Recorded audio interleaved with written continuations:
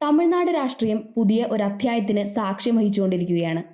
6 പതിറ്റാണ്ടുകാലമായി തമിഴ് മണ്ണിൽ വേരുറപ്പിച്ച ദ്രാവിഡ കക്ഷികളെ കടത്തിവെട്ടിക്കൊണ്ട് വെറും 2 വർഷം മാത്രം പ്രായമുള്ള തമിഴക വെട്രികഴകം അധികാരത്തിലേറിയിരിക്കുന്നു.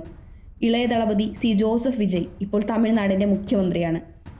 നിയമസഭയിൽ 144 അംഗങ്ങളുടെ വിശ്വാസ വോട്ട് നേടി വിജയ് തന്റെ അധികാരം ഉറപ്പിച്ചു കഴിഞ്ഞു. എന്നാൽ വിജയുടെ മഹാവിജയത്തിന് പിന്നാലെ സോഷ്യൽ മീഡിയയിൽ വിജയ്ക്കെതിരെ ആസൂത്രിതമെന്ന് തോന്നിക്കുന്ന രീതിയിൽ വലിയ വിദ്വേഷ പ്രചാരണം നടക്കുകയാണ്. എക്സിലെ വലതുപക്ഷ ഹിന്ദുത്വ ഹാൻഡിലുകൾ തന്നെയാണ് ഇത്തവണയും ഈ പ്രചാരണങ്ങൾക്ക് പിന്നിൽ. വിജയുടെ മതസ്വത്വത്തെ ടാർഗറ്റ് ചെയ്യുന്ന വർഗീയ സ്വഭാവമുള്ള പോസ്റ്റുകൾ തന്നെയാണ് ഏറെയും. ഇതിനൊപ്പം തന്നെ തെറ്റിദ്ധരിപ്പിക്കുന്ന വ്യാജ പ്രചാരണങ്ങളും വ്യക്തിജീവിതത്തെ ലക്ഷ്യം വെച്ചുകൊണ്ടുള്ള സൈബർ ആക്രമണങ്ങളും വിജയ്ക്ക് നേരെ നടക്കുന്നുണ്ട്.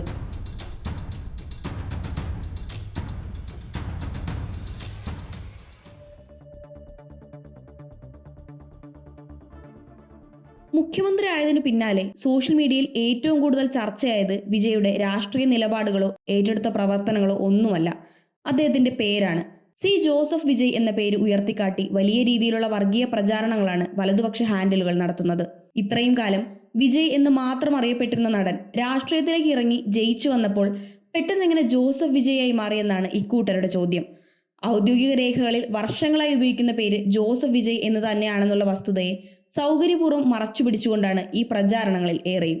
തമിഴ്നാട്ടിലെ ഭൂരിപക്ഷമായ 88% വരുന്ന ഹിന്ദുക്കൾ ഒരു ക്രിസ്ത്യാനിയെ തിരഞ്ഞെടുത്തു എന്നത് തമിഴ് ജനതയുടെ ബുദ്ധിശൂന്യതയാണ് എന്നാണ് എക്സിൽ ചിലർ പറയുന്നത്. ലങ്കയിലേക്ക് പാലം പണിയാൻ ശ്രീരാമൻ തമിഴരെ ഒഴിവാക്കി കുരങ്ങന്മാരെ തിരഞ്ഞെടുത്തത് തമിഴരുടെ ഈ വിവേകമില്ലായ്മ മുൻകൂട്ടി കണ്ടതുകൊണ്ടാണ് എന്ന രീതിയിലുള്ള അധിക്ഷേപകരമായ പരാമർശങ്ങളാണ് ഈ പോസ്റ്റിലുള്ളത്. 10,000-കണക്കിന് ആളുകളാണ് ഈ പോസ്റ്റ് കണ്ടതും ഷെയർ ചെയ്തതും. വിജയുടെ മുഴുവൻ പേര് സി ജോസഫ് വിജയ് എന്നാണ്. സി എന്നാൽ ചന്ദ്രശേഖരൻ, വിജയുടെ അച്ഛന്റെ പേര്. അത് ഒരു ഹിന്ദു പേരാണ്. വിജയും ഹിന്ദു പേരാണ്. എന്നാൽ നടുക്ക് ഒരു ജോസഫ് മിണ്ടാതെ ഇരിക്കുന്നുണ്ട്. അതാണ് അയാളുടെ യഥാർത്ഥ ഐഡന്റിറ്റി എന്നാണ് മറ്റൊരു പോസ്റ്റിൽ പറയുന്നത്. സത്യപ്രതിജ്ഞാ ചടങ്ങിൽ തമിഴ് സംസ്കാരത്തിന്റെ അടയാളമായ വേഷ്ടി ധരിക്കാതെ വെസ്റ്റേൺ സ്യൂട്ട് ധരിച്ചെത്തിയതും ഈ ഹാൻഡിലുകൾ വലിയ ചർച്ചയാക്കിയിരുന്നു. ഇതിനൊപ്പമാണ് പലതരത്തിലുള്ള ഗൂഢാലോചനാ സിദ്ധാന്തങ്ങളും ഇതേ വലതുപക്ഷ അക്കൗണ്ടുകൾ പ്രചരിപ്പിക്കുന്നത്. മഹാവീർ എന്ന അക്കൗണ്ട് പങ്കുവച്ച ഒരു കുറിപ്പിൽ പറയുന്നത്, DMKയുടെ നിലപാടുകൾ തങ്ങൾക്ക് തിരിച്ചടിയാകുമെന്ന് കണ്ട് ക്രിസ്ത്യൻ മിഷണറിമാർ പ്ലാൻ ചെയ്തിറക്കിയ മുഖമാണ് വിജയ് എന്നാണ്. സഭയ്ക്ക് നേരിട്ട് രാഷ്ട്രീയത്തിൽ ഇടപെടാൻ ബുദ്ധിമുട്ടുള്ളതുകൊണ്ട് വിജയെ ഒരു മുൻനിര പോരാളിയായി പ്രതിഷ്ഠിച്ചിരിക്കുകയാണെന്നും ഇവർ പറയുന്നു.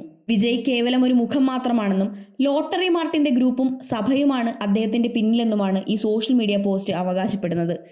ഇവിടെ പരാമർശിക്കുന്ന ലോട്ടറി മാർട്ടിൻ മറ്റാരുമല്ല, ഇന്ത്യയിലെ ലോട്ടറി രാജാവ് എന്നറിയപ്പെടുന്ന പ്രമുഖ വ്യവസായിയായ സാന്റിയാഗോ മാർട്ടിനാണ്. തമിഴ്നാട് ആസ്ഥാനമായി പ്രവർത്തിക്കുന്ന അദ്ദേഹത്തിന്റെ company future gaming and hotel services private limited 2019 ഏപ്രിലിനും 2024 ജനുവരിക്കുമിടയിൽ 1368 കോടി രൂപയുടെ ഇലക്ട്രൽ ബോണ്ടുകൾ വാങ്ങിയിരുന്നു. ഇലക്ട്രൽ ബോണ്ട് പദ്ധതിയിലൂടെ രാഷ്ട്രീയ പാർട്ടികൾക്ക് ഏറ്റവും കൂടുതൽ സംഭാവന നൽകിയ വ്യക്തി കൂടിയാണ് സാന്റിയാഗോ മാർട്ടിൻ. ലോട്ടറി ബിസിനസ്സിലൂടെ ദക്ഷിണേന്ത്യയിൽ വലിയ സാമ്രാജ്യം കെട്ടിപ്പടുത്ത മാർട്ടിൻ എൻഫോഴ്സ്മെന്റ് ഡയറക്ടറേറ്റിന്റെയും മറ്റ് കേന്ദ്ര ഏജൻസികളുടെയും നിരീക്ഷണത്തിലുള്ള വ്യക്തി കൂടിയാണ്. TVKയുടെ ഏറ്റവും പ്രധാനപ്പെട്ട തെരഞ്ഞെടുപ്പ് സംഘാടകനും നിലവിൽ തമിഴ്നാട് സർക്കാരിലെ ക്യാബിനറ്റ് മന്ത്രിയുമായ ആദവ് അർജുന സാന്റിയാഗോ മാർട്ടിന്റെ മരുമകനാണ്. മുഖ്യമന്ത്രിയും സാന്റിയാഗോ മാർട്ടിനും തമ്മിൽ ബന്ധമുണ്ടെന്ന് സ്ഥാപിക്കാൻ ഈ ബന്ധത്തെയാണ് സോഷ്യൽ മീഡിയ ഇപ്പോൾ ഉപയോഗിക്കുന്നത്. എന്നാൽ ആദവ് അർജുന മുമ്പ് DMK വൃത്തങ്ങളിലെയും സജീവ സാന്നിധ്യമായിരുന്നുവെന്നും MK സ്റ്റാലിന്റെ മരുമകൻ V ശബരീശന്റെ അടുത്ത സഹായിയായിരുന്നുവെന്നും റിപ്പോർട്ടുകൾ സൂചിപ്പിക്കുന്നുണ്ട്. പിന്നീട് കുറച്ചുനാൾ VCKയിലും ഉണ്ടായിരുന്നു. VCK നേതൃത്വവുമായി പിണങ്ങി പാർട്ടി വിടുന്നതിന് മുമ്പ് അദ്ദേഹം അവിടെയും ഉയർന്ന പദവികൾ വഹിച്ചിരുന്നു. ഇതിനുശേഷമാണ് TVKയിൽ ചേരുന്നത്. ഈ വസ്തുതകളെയെല്ലാം സൗകര്യപൂർവ്വം മറച്ചുപിടിക്കാനും വലതുപക്ഷ സോഷ്യൽ മീഡിയ അക്കൗണ്ടുകൾ പ്രത്യേകം ശ്രദ്ധിച്ചിട്ടുണ്ട്.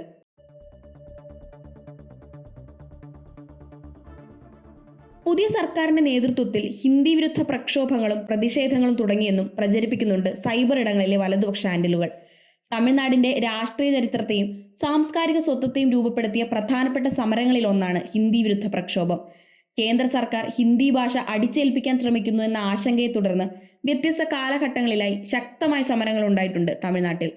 ഇപ്പോൾ പുതിയ സർക്കാർ വന്നതോടെ വീണ്ടും സമരങ്ങൾ തുടങ്ങിയെന്നാണ് ഈ ഹാൻഡിലുകൾ പറയാൻ ശ്രമിക്കുന്നത്.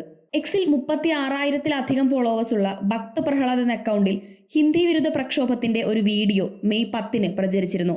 പുതിയ സർക്കാർ അധികാരമേറ്റ അതേ ദിവസം റെയിൽവേ സ്റ്റേഷനിലെ ബോർഡുകളിലെ ഹിന്ദി എഴുത്തുകൾ മായ്ക്കുന്നതായി അവകാശപ്പെടുന്ന വീഡിയോ ആണ് അത്. TVK സർക്കാർ വന്നതോടെ ഹിന്ദി വിരുദ്ധ പ്രക്ഷോഭം തുടങ്ങി തമിഴ്നാട് എന്ന ക്യാപ്ഷനോടെയാണ് വീഡിയോ പങ്കുവച്ചിരിക്കുന്നത്. ദിനംപ്രതി BJP അനുകൂല പോസ്റ്റുകൾ പങ്കുവയ്ക്കുന്ന ഒരു അക്കൗണ്ടാണ് ഭക്ത് പ്രഹ്ലാദ്.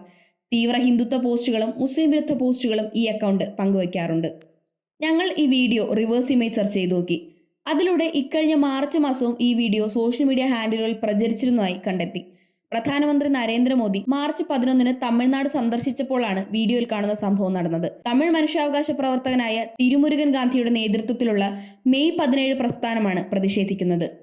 കേന്ദ്ര സർക്കാരിന്റെ ഹിന്ദി അടിച്ചേൽപ്പിക്കൽ നയത്തിനെതിരെ പ്രതിഷേധ സൂചകമായി മെയ് 17 പ്രസ്ഥാനത്തിന്റെ പ്രവർത്തകർ ചെന്നൈ പാർക്ക് റെയിൽവേ സ്റ്റേഷനിലെ സൈൻ ബോർഡുകളിൽ കറുത്ത പെയിന്റ് അടിക്കുകയായിരുന്നു.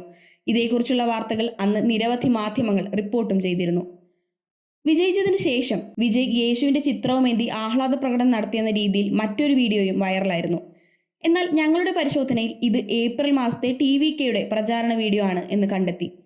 പ്രചാരണ വേളയിൽ ജനങ്ങൾ വാഹനത്തിലിരിക്കുന്ന വിജയ്ക്ക് ഫോട്ടോകളും മറ്റു വസ്തുക്കളും കൊടുക്കുന്നത് പതിവായിരുന്നു. ഭരണഘടനാ ശില്പി അംബേദ്കറിന്റെ ഫോട്ടോയും പ്രചാരണ സമയത്ത് വിജയ് ഉയർത്തിപ്പിടിച്ചിരുന്നു. ഇതിന്റെ വീഡിയോ സോഷ്യൽ മീഡിയയിൽ മുൻപേ പോസ്റ്റ് ചെയ്യപ്പെട്ടിട്ടുമുണ്ട്.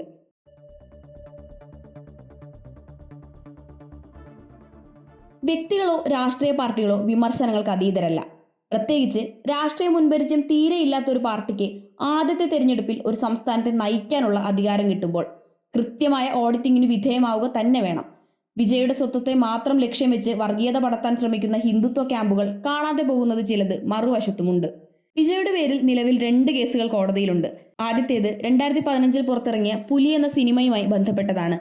അന്ന് വിജയുടെ വീട്ടിൽ ആദായ നികുതി വകുപ്പ് നടത്തിയ പരിശോധനയിൽ സിനിമയുടെ നിർമ്മാതാക്കളിൽ നിന്ന് ഏകദേശം 5 കോടി രൂപയോളം കൈപ്പറ്റിയതായി കണ്ടെത്തിയിരുന്നു. ഈ തുകയ്ക്ക് നികുതി അടച്ചിരുന്നില്ല. പരിശോധന വേളയിൽ വിജയ് തന്നെ ഇത് സമ്മതിക്കുകയും ആ തുക തന്റെ വരുമാനമായി കണക്കാക്കി നികുതി അടയ്ക്കാമെന്ന് അറിയിക്കുകയും ചെയ്തു. എന്നാൽ ഇത് സ്വമേധയാ വെളിപ്പെടുത്തിയതല്ലെന്നും റെയ്ഡ് നടന്നതുകൊണ്ട് മാത്രം സമ്മതിച്ചതാണെന്നും വാദിച്ച് ആദായ നികുതി വകുപ്പ് അദ്ദേഹത്തിന് 1.5 കോടി രൂപ പിഴ ചുമത്തി. ഈ പിഴയ്ക്കെതിരെ വിജയ് മദ്രാസ് ഹൈക്കോടതിയെ സമീപിച്ചു. നിയമപരമായി പിഴ ചുമത്തേണ്ട കാലാവധി കഴിഞ്ഞാണ് ഉത്തരവ് വന്നതെന്നായിരുന്നു വിജയുടെ വാദം. എന്നാൽ 2026 ഫെബ്രുവരിയിൽ ഹൈക്കോടതിയുടെ സിംഗിൾ ബെഞ്ച് ഈ വാദം തള്ളുകയും പിഴ ശരിവെക്കുകയും ചെയ്തു. നിലവിൽ ഇതിനെതിരെ വിജയ് നൽകിയ അപ്പീൽ കോടതിയുടെ ഡിവിഷൻ ബെഞ്ചിന്റെ പരിഗണനയിലാണ്. രണ്ടാമത്തെ കേസ് കുറച്ചുകൂടി ഗൗരവമുള്ളതാണ്. ഇതേ ഇടപാടുകളുമായി ബന്ധപ്പെട്ട് വിജയ്ക്കെതിരെ വഞ്ചന, വ്യാജരേഖ ചമയ്ക്കൽ, ക്രിമിനൽ ഗൂഢാലോചന തുടങ്ങിയ വകുപ്പുകൾ പ്രകാരം FIR രജിസ്റ്റർ ചെയ്യണമെന്നാവശ്യപ്പെട്ട് ഹൈക്കോടതിയിൽ ഒരു ഹർജി ഫയൽ ചെയ്തിട്ടുണ്ട്. ഈ കേസ് ഇപ്പോഴും പ്രാരംഭഘട്ടത്തിലാണ്. സൈബർ ആക്രമണം നടത്തുന്നവർ ഇപ്പോൾ പറഞ്ഞ പോലെ നിയമപരമായ വസ്തുതകളോ കോടതിയിലെ കേസുകളുടെ വിവരങ്ങളോ ഒന്നും നിങ്ങളോട് പറയില്ല. യഥാർത്ഥ പരിശോധന നടക്കേണ്ടത് കോടതി മുറികളിലാണ്, തെളിവുകളുടെ അടിസ്ഥാനത്തിലാണ്. വിമർശനങ്ങൾ നടക്കേണ്ടതും വസ്തുതകളുടെ മാത്രം അടിസ്ഥാനത്തിലാകണം.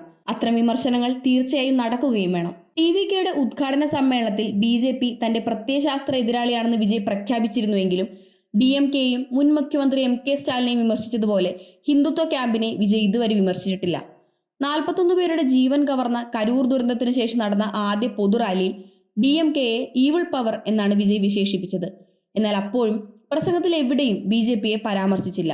അതുകൊണ്ട് തന്നെ TVKയുടെയും വിജയുടെയും കൃത്യമായ രാഷ്ട്രീയ നിലപാട് എന്താണെന്നുള്ളത് ഇപ്പോഴും അവ്യക്തമായി തുടരുകയാണ്. വിജയുടെ ക്രിസ്ത്യൻ സ്വത്വത്തിന് നേരെ സംഘപരിവാർ നടത്തുന്ന ആക്രമണങ്ങൾ ക്രൈസ്തവ സമൂഹത്തിന് നേരെ രാജ്യവ്യാപകമായി വർദ്ധിച്ചു വരുന്ന ആക്രമണങ്ങളുടെ സാഹചര്യത്തിൽ വേണം വിലയിരുത്താൻ. കേന്ദ്ര സർക്കാരിൽ നിന്ന് കടുത്ത സാമ്പത്തിക പ്രതിരോധം നേരിടുന്ന ഒരു സംസ്ഥാനത്തിന്റെ മുഖ്യമന്ത്രി എന്ന നിലയിൽ TVK നേതൃത്വത്തിലുള്ള സർക്കാർ എങ്ങനെ മുന്നോട്ടു പോകുമെന്ന് വരും ദിവസങ്ങളിൽ കണ്ടുതന്നെ അറിയേണ്ടിയിരിക്കുന്നു.